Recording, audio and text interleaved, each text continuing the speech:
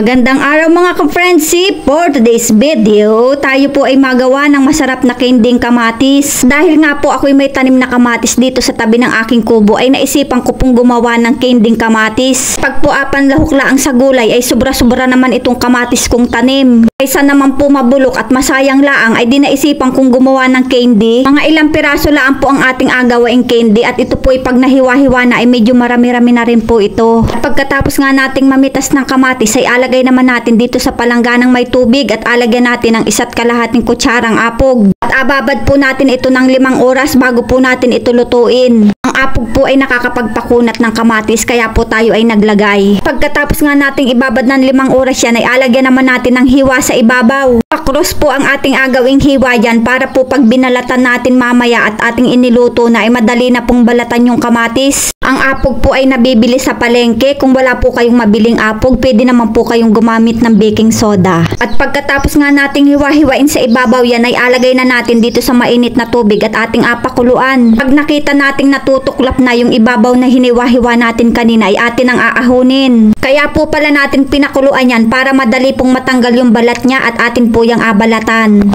Yun, at pagkatapos nga nating palamigin ng ilang minuto yan ay atin ang abalatan. Ay pag hindi naman po natin tinanggalan niya ng balat ay anong sama naman po pag inakain. Pag pinakuluan po natin yan sa mainit na tubig, ay wag naman po nating makapakuluan ng makamaigi at baka po yan ay lumambot ng lumambot. Pag po yan ay na-overcook, ay hindi na po yan masarap gawing candy. Kaya po ay pag nakikita ninyong medyo natatanggal na yung balat, ay aahunin na ninyo. Kaya naman po, pag kayo magaluto, lagi po ninyong asamahan ng sangkap na love, tender, and care para po ang kalalabasan ng inyong niluto ay masarap. At pagkatapos nga po nating balatan yan, ay atin namang ahiwa-hiwain. Yung 1 piraso po ng kamatis ay apag-apatin po natin ng hiwa. Kaya naman po kung kayo ay magaluto ng kamatis na candy ay mainam po na yung kamatis ay malalaki. Para po pag hiniwa natin ng 4 na piraso yan ay malalaki pa rin yung hiwa niya. Ay buti na lang po baya naman at aring tanim kong kamatis sa may tabi ng aking kubo ay malalaki ang bunga. At kahit pag-apatin ko ng hiwa ay ayos laang at medyo malalaki pa rin. At pagkatapos nga nating hiwa-hiwain ay ahugasan naman natin sa tubig para madaling matanggal yung mga buto. Mas maganda po kung talagang said na said yung buto sa ating kamatis. Pagkatapos nga po nating tanggalan niya ng buto ay atin namang asalang yung ating asukal. At alagyan po natin ng kaunting tubig dahil po yung ating kamatis ay medyo matubig na yun. At mag-alagay din tayo ng dahon ng pandan para bumango lalo ang ating candying kamatis. Pag nagkakaramelize na po yung ating asukal ay alagay na natin yung ating hiniwa-hiwang kamatis. At halu-haluin laan po natin para po hindi masunog yung asukal niya. At medyo hinahinaan laan po natin ang apoy at baka po baya naman ay masunog agad yung asukal. At pagkatapos nga po ng ilang minutong halo tayo ng halo ay nagabagkat na yung ating candying kamatis. At pag po nagabagkat na yan ay atin na pong aahunin at alagay na po natin dito sa ating lagayan para po ating mapalamig na. Ay nako, ay pihadong napakasarap na naman po na rin gawa kong candying are. At atin pong apaghiwa-hiwalayin para po pag yan ay natuyo at medyo tumigas-tigas ay hindi po sila dikit-dikit. Ay sana po ay ma-try din ninyo itong lutuin at ito po talaga ay masarap na ngut-ngutin lalo na po sa mga bata ay talaga namang ito po ay ayos na ayos. Dahil nakakasigurado ka pa pong malinis at saka po ay walang halong kimikal. Kaya naman po yung mga maraming tanim diyang kamatis ay wag nyo pong hayaang mabuloklaan, ganito po ang gawin ninyo. Pagkatapos nga po natin paghiwa-hiwalay niyan ay abilad naman po natin sa araw.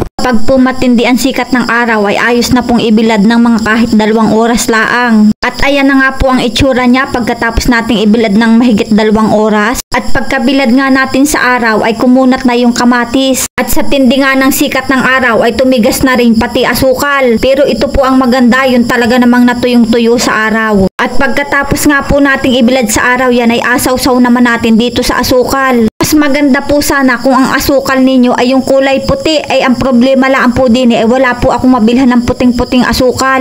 Dahil inikot ko na po lahat ng tindahan din sa aming baryo ay talaga naman pong walang tindang asukal na puti at mahal daw po yun kaya hindi na po sila nagatinda. Kaya pinagtiyagaan ko na po aring medyo mapula-pulang asukal. Dahil kung po ako'y mapunta pa ng bayan ay napakalayo naman ay kaya ay pwede na aring asukal na are. Sana ay matry nyo din po aring maluto at ari po talaga'y napakasarap. Para din po siyang gamit na candy. Pag kinagat mo po siya ay makunat-kunat. Napakasarap po talaga. Pwede po ninyo itong gawing pang negosyo. Swak na swak po ito sa panlasa kahit ng mga matatanda. Napakasarap po niya. Shout out nga po pala sa aking pamangkin na poging-pogi na si Hiro Asibuchi. At shout out din po kay Gina Torla, ang sekretary ng Kuwaitat na poging-pogi. Mag-iingat ka palagi and hope to see you again. Dahil hindi ko po siya kayang ubusin ay alagay ko muna sa Tupperware at maigi din po aringot-ngutin. Mga ka-Francie, pa-subscribe na lang po ng aking YouTube channel. Thank you for watching!